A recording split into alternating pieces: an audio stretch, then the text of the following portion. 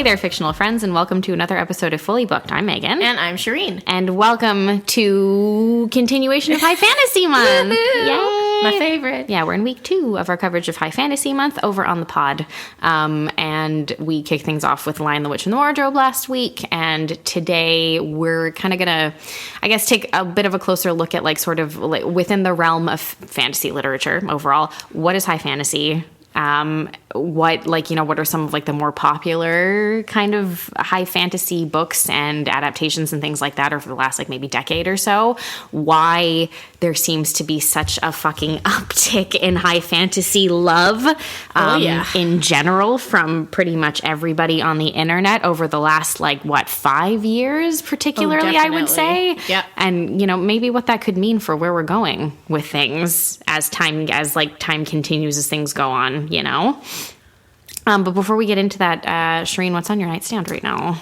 Actually, in preparation for this episode, I've been listening to A Court of Thorns and Roses audiobook on Spotify. Right, yeah. Because they are offering those now. There is a limited number of hours per week or month, but I've been listening to the dramatized version, so you get the full cast of people. Yeah, it's true. It's not just one narrator. Been interesting. What about you, Megan? I'm currently reading a book called Grave Expectations by Alice Bell, which is sort of a murder mystery with ghosts. Because nice. It's like a girl, a millennial, basically a 30-something girl who's a medium who is called to and everybody thinks she's a fraud basically, but she's called to this estate out in the countryside in England and has to, while she's there, she's supposed to just be holding a seance, and she is actually a medium. Her best friend is a ghost. Okay. Who died when they were both teenagers because they were best friends in high school, and she's been with her ever since. And so in the middle of a seance, she's supposed to have been giving a seance, and then overnight one of the family members, I think it's the grandmother if I'm not mistaken, dies. And then there is a murder mystery to figure out how the grandmother died. Did she die of natural causes? Did someone kill her? And stuff like that. So she kind of bands together with a couple of other members of the family because it's a whole very strange group of people. So she bands together with a couple of them. It's kind of it's fun. It's easy. I appreciate the mystery of it all, and I feel there's going to be, I'm maybe a third of the way through, I feel there's going to be a little bit more to the relationship between her and her friend who died, and why her spirit is still here after over 15 years at this point. So yeah, it's good. So it's a fun one though. It was a fun. I had finished A Court of Wings and Ruin, and I was okay, I want something lighter and a little bit more fun in between. Heavy, yeah. After that whole last battle sequence and stuff, I was doozy. Okay. I was I got to the end of that one and I was oh, my heart, everybody almost died. All right. Well, that was fun. Let's move on to something a little bit easier. Well, that's it. And then I assume at some point I'm going to read A Court of Frost and Starlight, and I'm going to be oh, great. It's a nice little Christmas episode. It is. It's a Christmas episode. And then you get into A Court of Silver Flame. Yeah. Which is, it's just good because it's more for the characters. Well, for sure. Because at this point, everybody's established. So it's just extra development that you're going to get from a lot of people, which is cool. But I think there are supposed to be 3 or 4 more novels in the series. 3 or 4. So I might be wrong, but I think at least 2. Damn, okay. If not 3. And they're going to be from different character perspectives. So the story does keep going. Well, we've already started to get that as well because A Court of Silver Flames is from Nesta's perspective anyway. Yeah, so I think the next one's supposed to be, there's rumors that it's going to be from Azriel's perspective. Well, I know I believe that Sarah Maas has spoken about doing something from Azriel's perspective and from Elaine's as well. So who knows? We'll see where those goes. Who knows? I'm sure it's going to anger a lot of people. Sorry, deal with it. That's just what she's doing with the series. It's her series. She can do whatever she wants with it, really. If we don't like it, that's too bad. Yeah. So, all right. High fantasy. If you're just kind of if you kind of read fantasy stuff all over the place, or you've never really paid attention, you're what's high fantasy versus low fantasy versus this versus that versus the other. Basically, what I find separates high fantasy the most from other types, quote unquote, is that it's not set in a world that actually exists most of the time. Because there can be magical types of creatures in any fantasy story anywhere. at any time. It's just if you take them out of like a real world and put them into like a completely sort of constructed fantasy world, that's when it becomes high fantasy. So think of Narnia, think of Westeros, Middle Earth, like all of those are considered high fantasy because those worlds aren't real. They don't actually exist. They're a product of the author's imagination, basically. Yeah. And I can already hear some of you wondering if Harry Potter is high fantasy. No. It is not, because it takes place in our world. So those are considered like, they call them either like urban or low fantasy, quote unquote, because they are fantastical stories, but they take place within a world that actually exists. So yes, Hogwarts is a building that doesn't exist. However, England itself is a real place, and that's where the story takes place over the course of all of the books. In the same way that no, vampires aren't real, so like Twilight's a fantasy novel, but it takes place in Forks, Washington, which is a legitimately real town that you can visit and people do on a regular basis now. Yeah. Same with like Vampire Diaries. It takes place in Virginia. In Virginia, these places exist. These are real places that just happen to have magical or supernatural beings that exist within them, because that's how the author has created the stories. Same thing like, True Blood, like you get it. Especially a lot of vampire stuff is much more likely to be low fantasy than high fantasy, I find. Yes, because when you think about it, you need humans. You need humans, and like not to say that a lot of high fantasy stories don't have humans. Like think Lord of the Rings, for example. Yeah. There's the humans. 100%. And in Court of Thorns and Roses and stuff, there are humans within there. It's just that the rest of the world that's been created is not real. But there's something about a vampire story that makes you be like, well, I wouldn't really expect to read Interview with the Vampire and not have it take place in a place that exists and have them interact with people. Right, because it's more based on the interactions that they have with the humans or their prey. You know? P.S. at the time that we're recording, they've released the trailer for the second season, but it's not out yet, and I'm so excited. When's it coming out? I don't know. Either May or June. I can't remember, but I'm really pumped. It looks great. It's going to be really good. That first season was incredible. I need to really finish that first season. You didn't finish it? I got halfway through. It's so good. I might need to. Is it on HBO? No. Oh. I don't think so. No, it was an AMC show. Damn it. I think I have an add-on on Prime, so I watched it through there. I might need to tap into your... No, I'm joking. But also not joking. Okay, anyway, so that's kind of like sort of just like a very brief... I know there would be much more detail to it. Usually sort of the stories themselves are much more epic and high fantasy. There's a lot more world building, as you can imagine. And so a lot of like the first few books in the series, and this is why high fantasy series tend to be like 8 books. It's that you're less likely to get like a duology out of it or something. Right, because you do need to spend quite a bit of time world building. Depending on where you're going with it. I mean, like Leigh Bardugo, for example, she had the Shadow and Bone series. And Six of Crows is 2, right? Six of Crows is 2, but that... it kind of takes more place in Six of Crows. I wouldn't say is high fantasy. Okay, fine, fair. But Shadow and Bone would be. So Six of Crows is a duology, but there's still a lot of world building for a duology. Yeah, and Shadow and Bone's a trilogy, isn't it? Okay. So again, same thing. Like some authors are good at keeping it like a little bit shorter. Sure. But if you look at Sarah Maas, who's very, very, very popular now. Throne of Glass is 8 books long. Well, that's it. Court of Thorns and Roses is currently 5. 5, and it will be more. We've had confirmed, basically, so... Crescent City's going to be 5, I think? Yeah. Or 7? Because there have been 3 so far? There's been 3. Yeah, 5 or 7 of them anyway. And again, like a lot of those like really big series, like the Mistborn series from Brandon Sanderson. I'm trying to think of some of like the older ones as well that aren't just like everything right now. Like some of the older types of things like that. Like yes, like Lord of the Rings is 3, but it's 3 very long books. And you had like The Hobbit to set things up in terms of story prior to that. Obviously, Game of Thrones. All of those kinds of things. There are many, because there's just so much world building that needs to be done so that you, as the reader, understand the history. You are reading this and you're like, okay, even I'm trying to think. some of them, like, I wouldn't consider it high fantasy, but even if you get into fantasy from some like bigger authors like Stephen King, like with The Dark Tower, there's a real world combined with that, so I wouldn't consider it high fantasy. But there's also 7 of those as well, because when you get into the portion that is not in the real world, he needed to establish like, this is what happens here, this is how the world functions. And again, like, it all depends how in depth the history of the world of the places is too, you know, and that occupies quite a bit of time. So like, that's why high fantasy can be a hit or a miss for some people. For sure. Either they love it or they're like, oh, I don't have the patience for this, which is like, both of those are understandable. It really depends on the kind of person that you are and what your preferences are. I have a theory that, okay, in the last, like we had said, in the last, 5-ish years, within especially the literary community, high fantasy has had quite the resurgence, and it has really blown up in the sphere of literature. I think likely very much due to social media and people's recommendations and things like that, and people discovering that a lot of folks have a love for these types of worlds that are built, because it's sort of like your ultimate escapism, right? Of course. But I do believe that prior to that, I think that we were primed for this resurgence by Game of Thrones.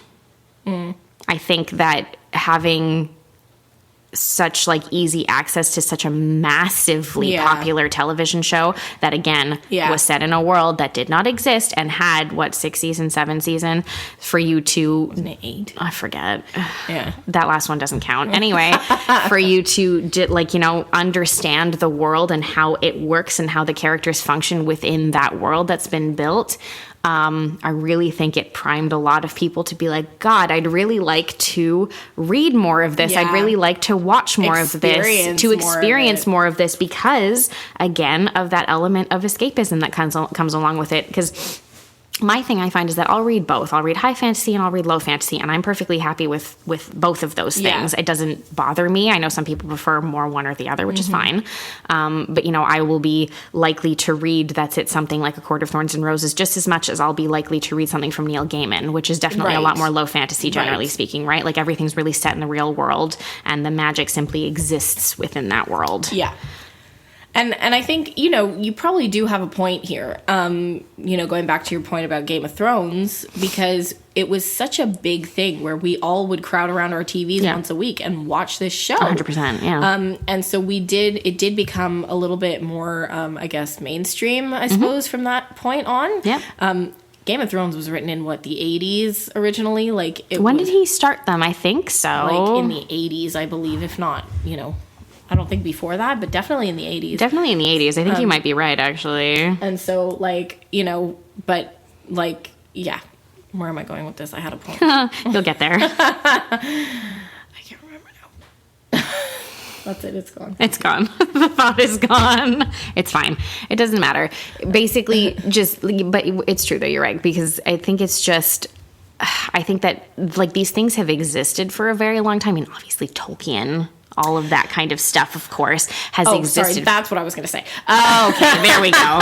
Yeah, so we had, you know, we had the Lord of the Rings. They came out, like, in the early 2000s, like, 2001, 2002, 2003? Yes. And then you add on Game of Thrones. Around that time, they came out with the Hobbit movies.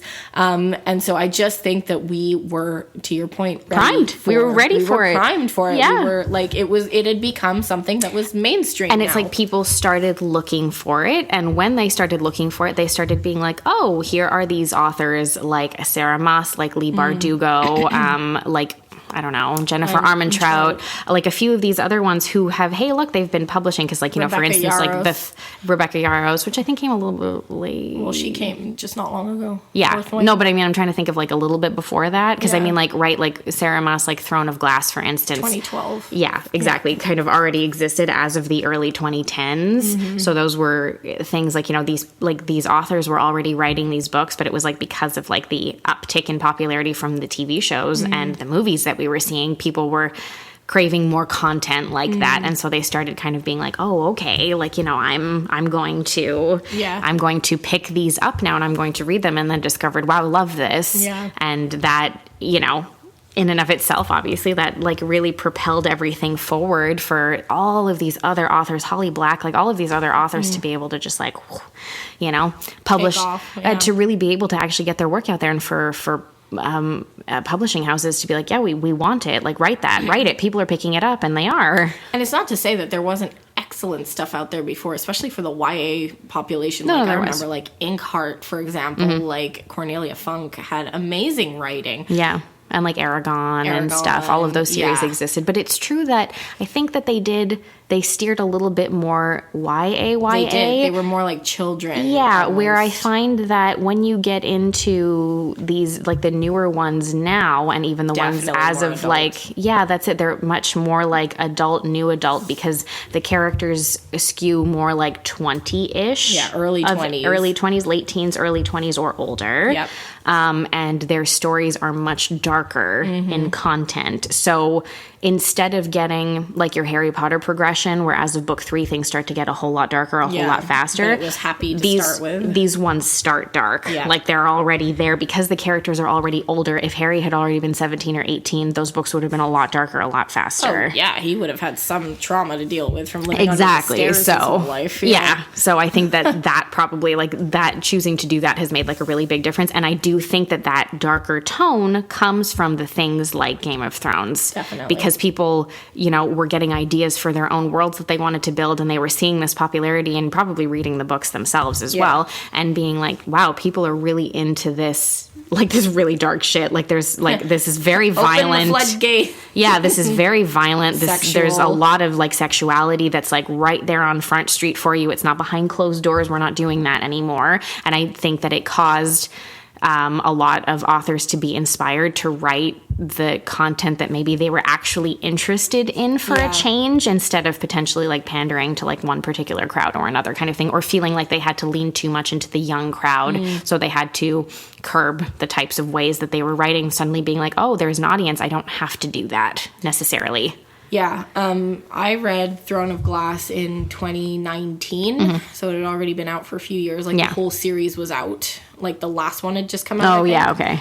And there's like, it's not the spiciest, but there were some spicy moments. And I remember reading it being like, oh, okay. Like, wow, like this is something, because again, so much of what we were reading before was young adult. Yeah. So we were like, so everything was stolen glances and the occasional kiss that you get or something like here and there, maybe once in a book, or like when the relationship between two particular characters started to develop, you would get that, but it wouldn't be as forward. No. So now when you pick up a novel like this and you read it, you're like, whoa, holy shit, okay. We are right there. We are right in there with you, okay. Thorns and Roses is way spicier. Yeah, for sure. You pick up some Holly Black, for example, Cruel Prince, that's not spicy at all. Like, that's just one of those stolen glances. That's one of those stolen glances. Yeah, exactly. And it is a good thing, because some people are more or less comfortable with, like, the spicy aspects of them. So it like, gives if you're people... having, like, younger girls reading these things, you're like, hey, I'd like them to have choices. Yeah, exactly. Like, give them a spectrum. Yeah, that's it, exactly. Something that they can like sort of build from, which makes sense. That's totally fair. Totally. Yeah, and I wonder, and I think also, like, so you had your Game of Thrones, and obviously now you have your House of Dragons, of course. But I'm wondering, I think that because Game of Thrones propelled all of this in the literary world into like high gear, because of that, there's still a demand for it, because we're very slowly but surely seeing other adaptations and other things that are like, okay, people still want this. So Shadow and Bone exists because of that. So great series, by the way. Rings of Power exists because of that. And that kind of content, because people are like, okay, we're still looking for this. And that's why there are so many, cries out there for a lot of these series, like, adapt it, please make this into a TV show, please do this, please do that. So much harder and so much more expensive to make an adaptation. That's it. It's so, Rings of Power is, I think, the most expensive television show ever produced. It was like $1 billion per episode. Yeah. It's ridiculous. Yeah. It's like the production value that has to go behind these things to make them look the way that they look, and make things like costumes, as sort of hyper realistic as you can in a world like this is insane. It's so crazy. And I feel that because we're getting more advanced technologies, and because we're like fighting to have better and better adaptations all the time, the demand is becoming more and more, specific for it to be good, like very good. And we're not able to kind of suspend our disbelief for a minute. No, and unfortunately we're very, how do I even put this? We're very sort of like blasé as a society that way now. If I think of things from the perspective of like, oh, what scares people now, for instance, you watch a film from the 1950s or 60s, for instance, that people would have been like a horror picture that people would have been terrified by at that time. Yeah. People watch them now and they're like, oh, it's not even scary, because they expect something very gory, or they expect things to jump out from behind the corner every 10 seconds or whatever. And now it's more psychological. And that's it. Whereas that's it. The older stories had a lot more to do with like the psychological implications, or maybe the emotional implications of what was happening in the story, versus like something just jumped out from behind, like around the bend kind of thing, which is, which is good. And I like all of that. I like a mix of those things. Like, yes, some of the jump scares is fine, but I also am perfectly content to read something that just makes me feel uneasy because the horror comes from like what is happening on the page. Like the content that's coming out makes me be like, wow, that is a terrifying thought. God, that's scary.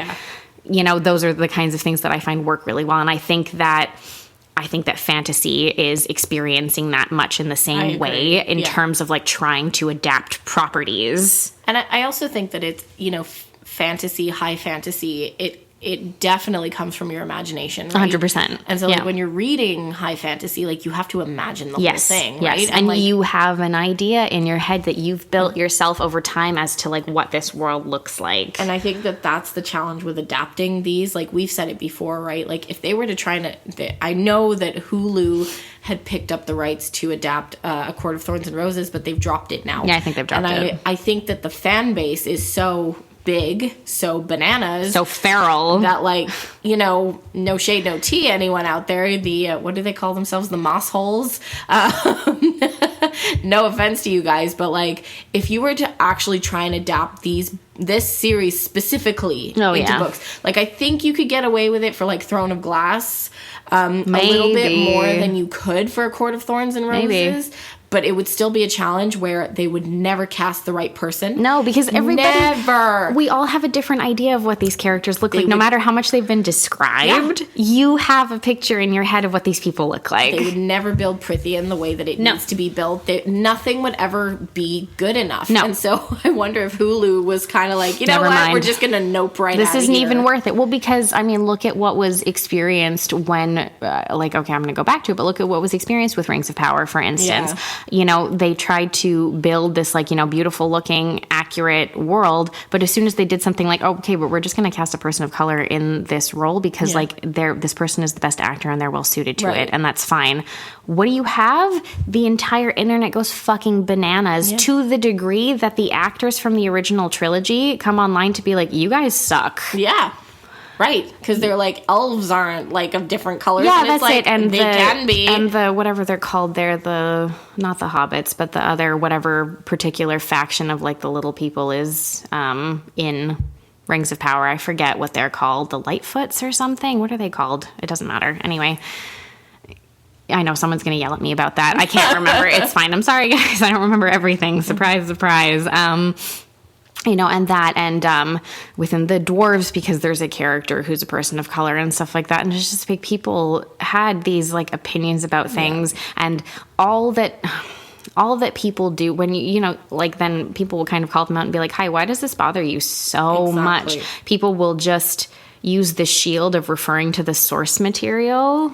And you're but there is no specifics in the source material. Also, it was written in, the 30s? Yeah. Who? And at the end of the fucking day, who cares?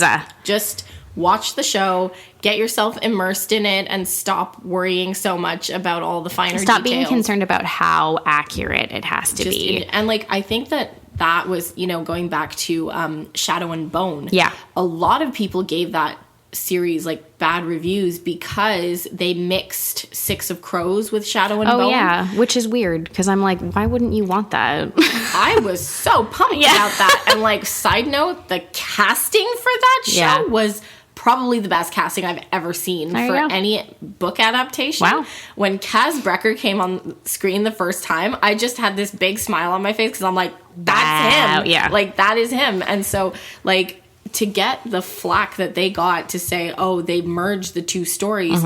And obviously, as a result, it kind of changed the story somewhat. Sure. Because, I'm sure it did. Yeah. Because all the characters ended up interacting with each other, which they didn't in the books. No, obviously. That's fine. Because they were two different stories. But it's like, why would you be mad about this? Like, this is someone's adaptation. And, like, I think Leigh Bardugo was part of the... I believe so, yeah. I don't know, screenplay writing or the producing of that show. Or she like, consulted or whatever it was. And it's like, to a certain extent, like, why do we have to be so angry when it's not, like, a copy-paste? Like, oh, God. I get it when you're trying to do a copy-paste and you really miss the mark big but it time. Also, it can never be a copy-paste because books don't translate directly to screen. There have to be adaptations that are done. That is why screenwriters exist and why people do this. Believe me, we have talked about passion flicks movies on this fucking podcast before. No screen adaptation. Yeah, direct adaptations are fucking terrible. Yeah. They're so bad because things, dialogue and certain circumstances do not translate to screen. It doesn't work. Things seem stilted or stupid or overly like melodramatic when they shouldn't be, and it works in your head, but it sure doesn't work when you're watching it. Yep. That's just what it is. So yeah, but I know I was surprised about the whole Shadow and Bone thing when people were all like pissed off about the sort of merging of the two. Maybe if somebody has an opinion about it, they can tell us why they were upset about it. But I was like, but you're getting like a 2-for-1 deal out of it. It's just like the same way, that I'm like, okay, isn't it fun that at least, Netflix, for all of its faults, is trying to create like interconnected universes. So they did like a merging like that with Shadow and Bone. And now we've had the Sandman series and we've got Dead Boy Detectives, which exist within that same universe as well, which is really fun. And again, Neil Gaiman is a writer or he's a producer or something for those shows. Yeah, for all of them. Because I think after his American Gods debacle, he was like, I would like to be involved in this, please. Yeah, American Gods was not a Netflix series. Prime, Amazon, I think. I think it was Amazon. Anyway, but it went downhill very quickly, unfortunately. So that's too bad. But, sometimes they work and sometimes they don't. But I am curious to see, I guess, with everything that we're seeing book-wise, how many more of these adaptations start to come out of the woodwork. Everybody's going to have to be incredibly patient because it's going to take a long time. That's what I was going to say. There's going to be a bit of a delay here. So much of a delay. And they're going to have to pick and choose which ones they want to adapt. I mean, even if you consider the period of time between when Game of Thrones ended and they were like, we have a bazillion other spin-off series, and when House of the Dragon premiered, that was like a 3-4 year span, like 3 year span. Was it longer than that? I don't know. It was a good few years. Yeah, it was a few years. But they were already working on stuff, but that's how fucking long it takes because of how much work needs to be done to produce a show of that they already caliber. had the groundwork set for House of Dragon because of Game of Thrones. Yes. Like they had, and it still took the amount of time that it took. Of course. Like they already had like the style and stuff that they were going to work with. Think about starting from zero. Yeah, exactly. For these, like, you could make like a Sarah J. Maas universe or whatever if you wanted to like make several series, but think of like how much build you would have to do to get to that point, we might get that maybe in a decade or something. Maybe we might have moved on to something else. Maybe give it another like 4 or 5 years, or maybe they just won't even bother with it, which is also fair. I'm very curious to see what they end up doing with that. Because it is a gold mine for someone. I know some people have floated the idea of like an adult animated series, which I'm like, meh, because we are seeing a little bit of that now too, with things like Vox Machina and stuff like that, like the D&D Arcane is fucking good. That I think there's another season coming out this year finally, and it's taken them like 3 years as well because I think they actually want to make it good. So we're just gonna have to like be patient with it. A lot of these things, like the problem is that they come out and they're really popular, they blow up, and everybody's like more. But so often when that happens, the seasons that come after, because they try to pump them out too quickly, are terrible. They're not good anymore. I mean, like, we all love the Harry Potter movies, let's be honest. Yeah, you love them even if you don't. I don't care what you have to say about it. But, like, they're not the best. No, they're not like incredible films. They're not the best adaptations. No, like they're good. Don't get me wrong. And there's like a certain level of nostalgia that comes with them. And like now that they've got like, you know, Universal Studios, like Harry Potter, all that. Yeah. They are very much based on the movies. Like we saw it. Yeah, for sure. And they've got a whole new section opening up next year. Yeah, so Ministry of Magic and stuff, you know. So and those ones they're incorporating the Fantastic Beasts universe, I think, into it. That's like what they're doing with it. So yeah, so like it was good, but if they took those books now and made like a TV series out of them with like bigger budgets and like I think they are. I don't know if it's actually happening, but there has been a lot of chatter about that, so I guess we'll see. So who knows, right? Like what that adaptation might look like now. Yeah. You know?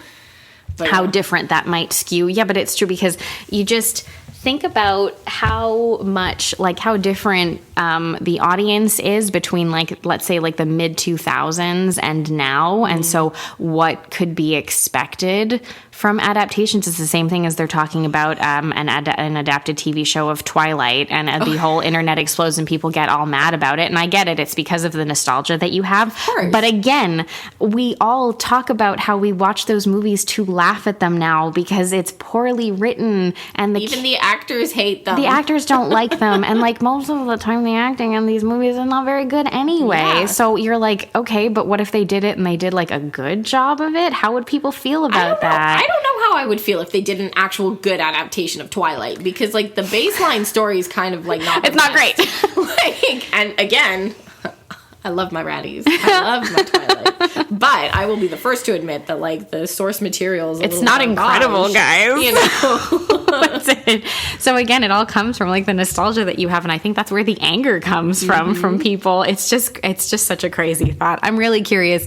I want to revisit the idea of this like 3 or 4 years from now, just to like come back to it and be like, okay, so we've now adapted this and this and where have we gotten with this? Like, what are we looking at right now? And is high fantasy still popular? Yeah, or has it died out? Have we moved on to something else? Because it's entirely possible that will happen as well. So we'll have to see how it goes.